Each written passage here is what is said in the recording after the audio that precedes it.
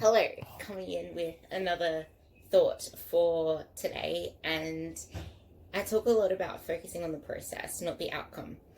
And another way to think about it is like a farmer. If, like, you don't just set up your farm, plant the seeds, and then just wait for the harvest. Because chances are you're gonna get nothing at the end of it. And if you do, it's probably just going to be digging out whatever's left of the seeds that are in the soil, if they're still there. Because something you need to think about is you need to plant the seeds, but then you need to nurture the seeds. You need to nourish the seeds. You're going to need to fertilize them, water them. Like, the only thing you're literally in control of is the process. So many things. Like, you can't control what the hell the weather's going to do. You can't control if you're going to get bloody scorching hot weather one day, and then you're going to need to nurture the seeds a lot more, obviously, with water and stuff. Or if it's going to hail down storm one day, hail, especially in the freaking weather, like the time or climate we're in, where everything's bloody crazy. Like, you can't control that shit. And if you're just planting the seeds and leaving them there and just focusing on the outcome, the harvest, what you're going to get from it, but not actually nourishing them in the process, you're not going to get any harvest.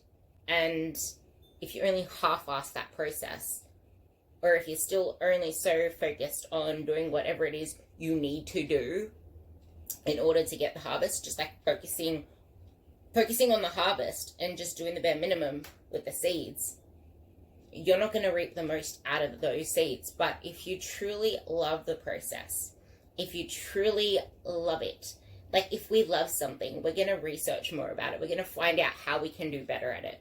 We're going to try to double down on the process. So you'd be reading the gardening books, how you can do the most to get the most out of the soil, what you can feed them with to get the most out of the harvest and actually get some fruit. Get more than just the bare minimum out of your harvest. Plentiful harvest.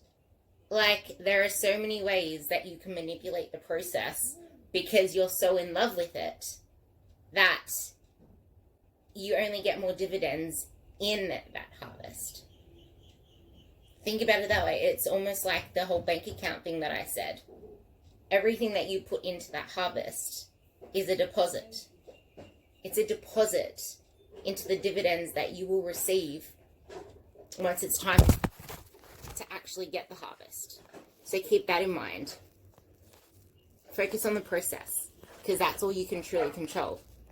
That is really all you can truly control. When you focus on doing everything you can for your seeds, nourishing them, feeding them, looking after their soil, pruning out the weeds, like, that's the other thing as well. Your environment is so important. You're not going to just let your seeds mingle and prance. Well, you're not going to let the weeds prance upon your seeds. You're going to weed out the toxic stuff from your garden in order to have the best harvest. So you need to keep auditing your environment. You need to make sure that the environment serves